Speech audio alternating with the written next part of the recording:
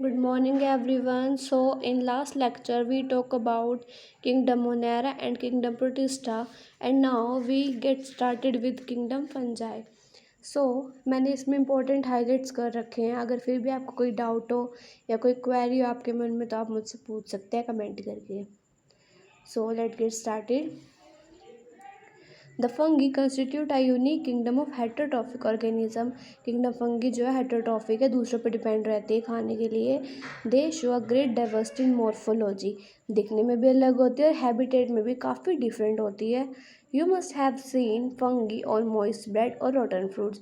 आपने ब्रेड देखा होगा, जो आप गर्मी में ब्रेड बाहर छोड़ते हो उसके ऊपर भी फंगी आ जाती है ग्रीन ग्रीन कलर की, और जो रोटन फ्रूट्स होते हैं यानी कि सड़े गले, उनके ऊपर भी फंगी आ जाती है. The common mushroom you eat and toadstool are also fungi. Mushrooms भी खाने वाली जो ईटेबल होती है वो भी फंगी होती है. और टोडस्टूल, यहाँ पे आप देख सकते हैं ऐसा ही दिखने वाला एक टोडस्टूल होता है, ये भी ईटेबल होता है, also fungi. White spots seen on mustard leaves are due to parasitic fungus.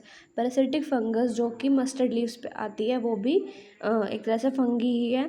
Unicellular fungi that is east. ये बात आपको याद रखना है कि यूनिसेलुलर फंगी कौन है, yeast. Are used to make bread and beer. इनकी यूजेस भी आपको याद रखने ज़रूरी हैं. Other fungi cause disease in plant and animal. Wheat rust causing Puccinia. ये भी आपको याद रखना पड़ेगा. Puccinia is example, important example है. यहाँ भी इन्होंने लिख रखा है खुद ही कि जो वीट रस्ट कोज करता है पुकीनिया इंपॉर्टेंट एग्जाम्पल है. Some are the sources of antibiotic that is penicillium. जब हमें चोट लगती है तो हम एंटीबायोटिक्स जो यूज़ करते हैं वो पेनिसिलियम भी उनमें से ही एक है. Fungi are cosmopolitan and occur in air water soil and on animal and plants. ये जगह जगह पाई जाती हैं, गर्म जगह पे, सूखी जगह पे, नमी वाली जगह पे. With the exception of yeast which are unicellular fungi are filamentous. Fungi filamentous होती है. एग्जाम्पल यानी कि ईस्ट के अलावा, एक्सेप्शंस के अलावा, एक्सेप्शंस का ईस्ट है. Their body consist of long slender thread like structure called hyphae. जब इनके काफ़ी सारे स्ट्रक्चर ऐसे इकट्ठे हो जाते हैं तो इसको हाइफे बोलते हैं. Some hyphae continues to field with multinucleate cytoplasm. इनमें मल्टी न्यूक्लिएटेड साइटोप्लाज्म पाया जाता है.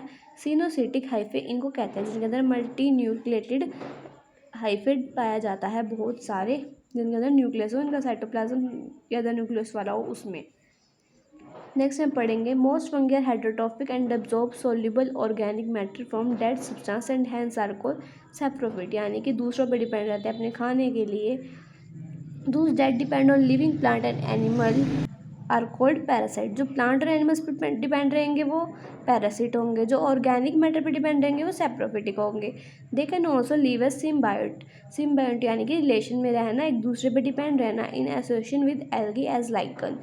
एल्गी के साथ रहेंगी लाइकन में, and with roots of higher plant as mycorrhiza. Roots के साथ रहेंगे तो माइकोरिजा, एल्गी के साथ एसोसिएशन में रहेंगे तो लाइकन्स बनाएंगे. Reproduction in fungi can take place by vegetative means. Vegetative means fragmentation, fusion and budding. बर्डिंग भी यही होता है कि एक ऑर्गेनिज्म अपने ऊपर ऐसे कार्य करता है जिससे वो अलग अलग बॉडीज पार्ट में डिवाइड हो जाता है. फ्यूजन में भी यही होता है, एक से दो, दो से चार बन जाते हैं. फ्रेगमेंटेशन भी स्पोर प्रोड्यूस करके बढ़ने को ही कहते हैं.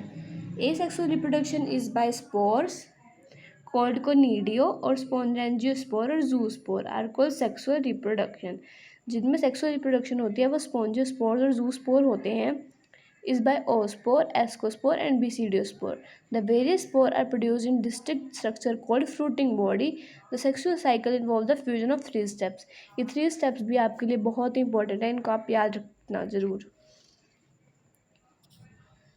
Fusion of protoplasm. प्रोटोप्लाज्म क्या होता है, जिसमें न्यूक्लियस प्लस साइटोप्लाज्म होता है.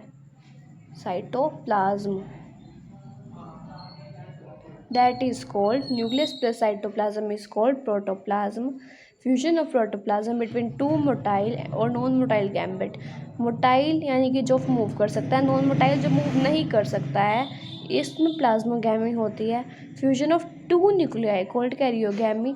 जब दो न्यूक्लियाई आपस में फ्यूज होते हैं n+n में, that is called karyogamy, meiosis in zygote result in haploid spore। अब हैप्लॉइड और डिप्लॉइड में आप लोग भी कंफ्यूज होते होंगे, स्टार्टिंग में मैं भी बहुत कंफ्यूज होती थी। हैप्लॉइड जो होता है वो सिंगल सेट ऑफ क्रोमोसोम होता है, जबकि जो डिप्लॉइड है वो double set of chromosome. Single set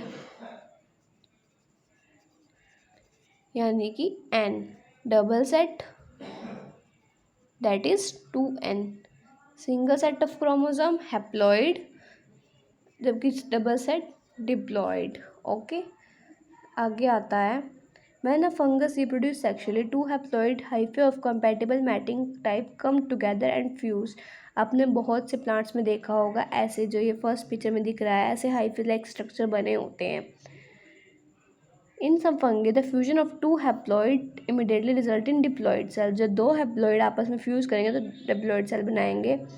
However, in other fungi, Ascomycetes and Basiomycetes, an intervening dikaryotic stage, n plus n, that is 2 nuclei per cell occurs. Such a condition is called dikaryon। इसको डायक्रियन कहते हैं, यानी कि 2 जब nucleus आपस में n+n 2 nuclei बने तो डायक्रियन, और इस फेज को डायक्रियन फेज कहते हैं। The morphology of the mycelium, mode of spore formation and fruiting body from the basis of division of kingdom into various classes. इस किंगडम को डिवाइड करने के जो साइंटिफिक बेसिस था वो मॉर्फोलॉजी थी इसकी, मोड ऑफ स्पोर फॉर्मेशन थे, फ्रूटिंग बॉडी थी। आगे इसकी क्लासेस हैं फाइकोमाइसिटिस, एस्कोमाइसिटिस, बेसिडियोमाइसिटिस और ड्यूट्रियोमाइसिटिस। इम्पॉर्टेंट है ये भी, आपको इसके बारे में भी कुछ तो नॉलेज होनी ही चाहिए।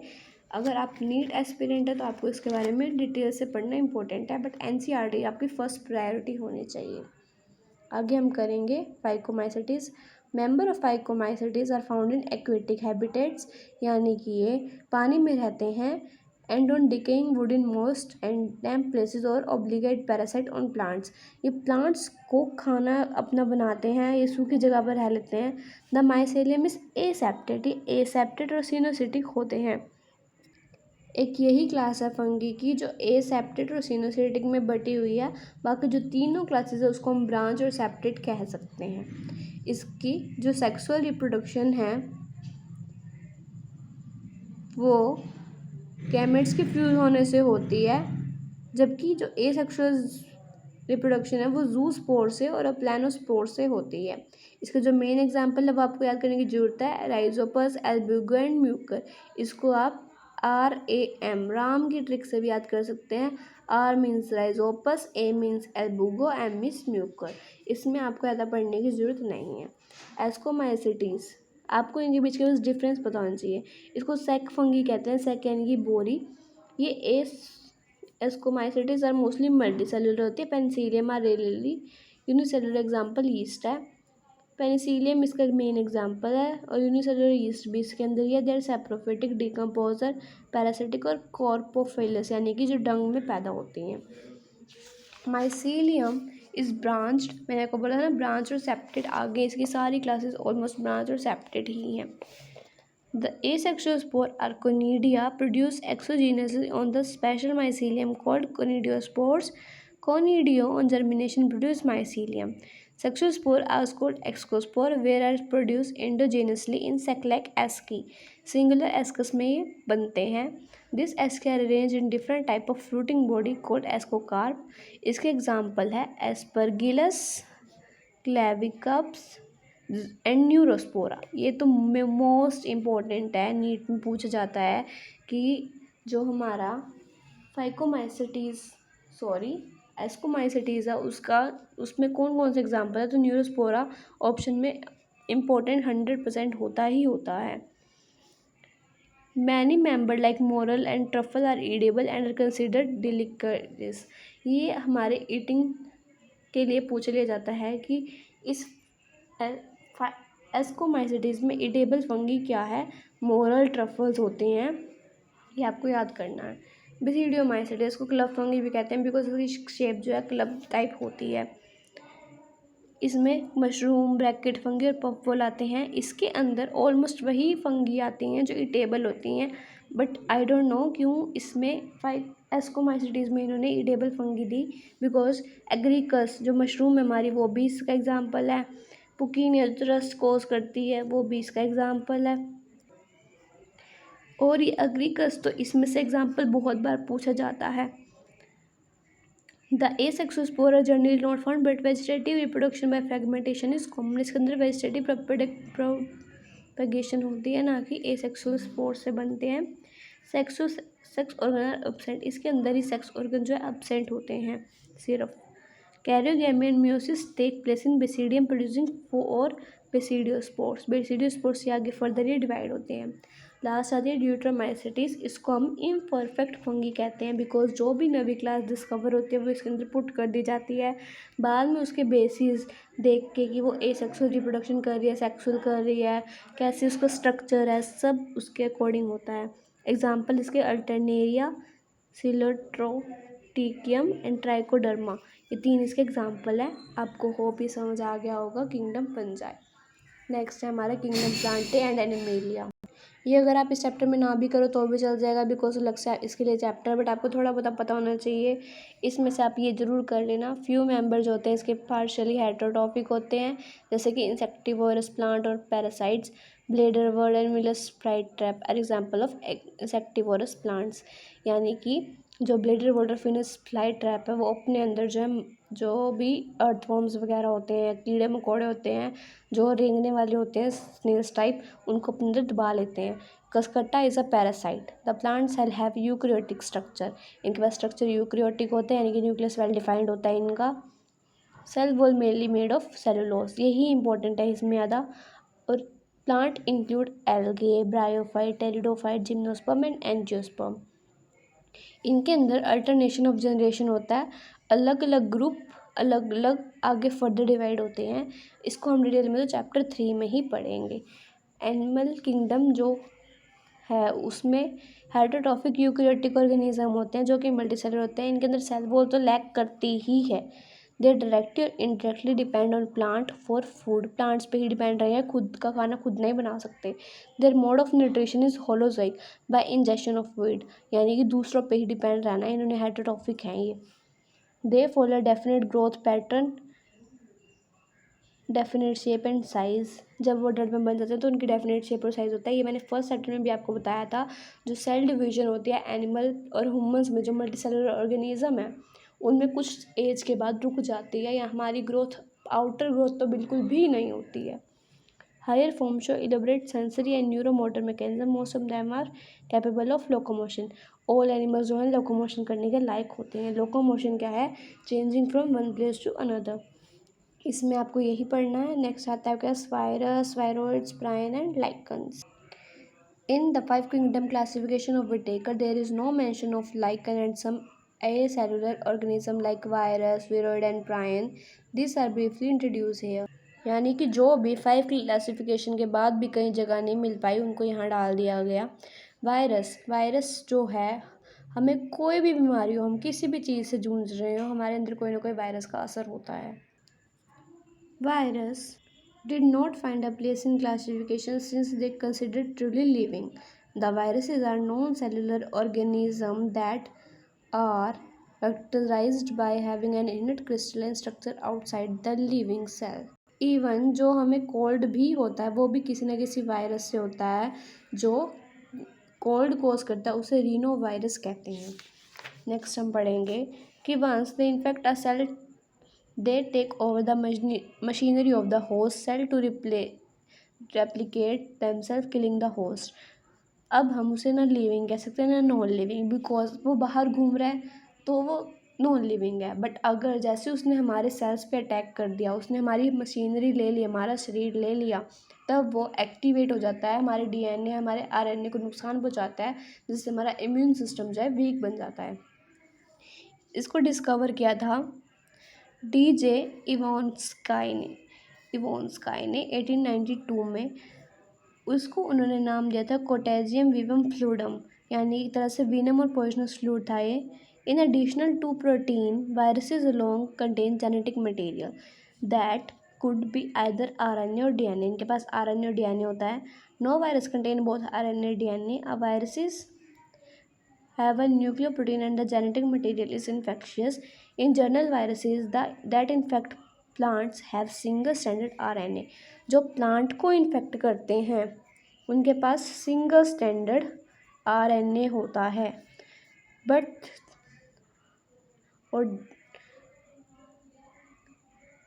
बट जो डबल स्टैंडर्ड डीएनए होता है वो किसी किसी में ही पाया जाता है। जो प्लांट को इफेक्ट करेंगे वो सिंगल स्टैंडर्ड आरएनए, जो एनिमल्स को करेंगे उनके पास सिंगल स्टैंडर्ड आरएनए या फिर डबल स्टैंडर्ड डीएनए या सिंगल स्टैंडर्ड डीएनए तो होगा ही होगा उनके पास। ये कैप्सोमर्स के बने होते हैं। Viruses cause disease like mumps, smallpox, and influenza. And in human is also caused by the virus in plant.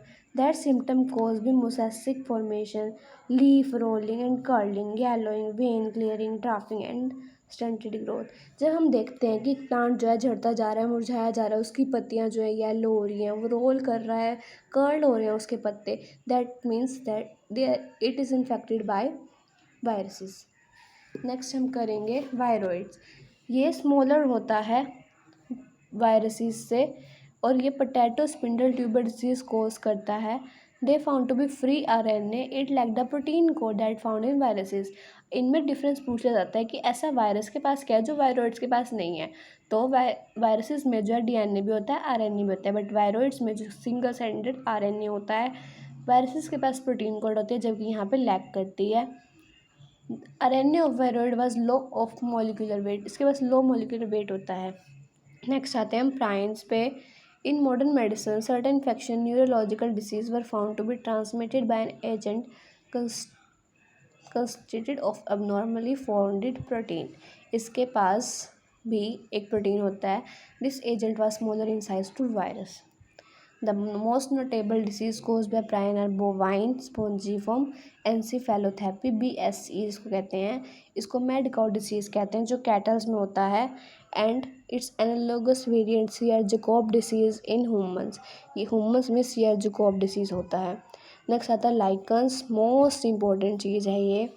Lichen are symbiotic association that is mutually useful association. दोनों जो है अपना म्यूचुअली योगदान देंगे इसके रिलेशन में।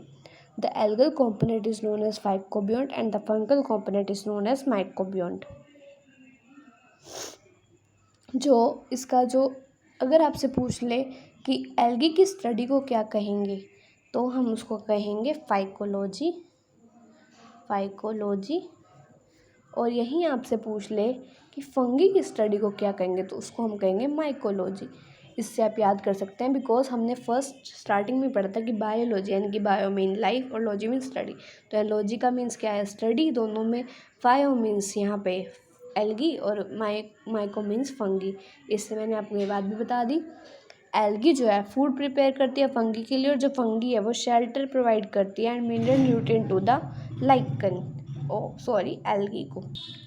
Lichen are good pollution indicator, they do not grow in polluted area. इसको बहुत ही मतलब पोल्यूशन फ्री एरिया में चाहिए होता है इसको।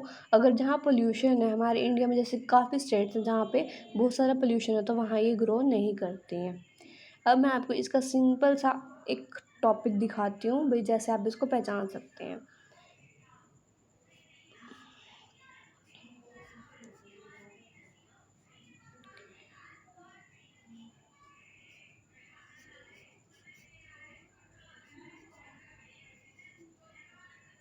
अब आप ये देख सकते हैं कि मैंने ये बनाया, इसके पास RNA DNA कह सकते हैं हम।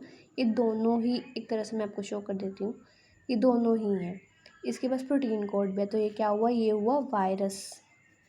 बट इसके पास सिर्फ प्रोटीन कोड है, ना ही इसके पास सिंगल स्टैंडर्ड RNA ना कुछ। तो ये क्या हुआ? प्रायंस। और ये सिंगल स्टैंडर्ड RNA ओनली, तो ये क्या हुआ? वायरॉइड्स।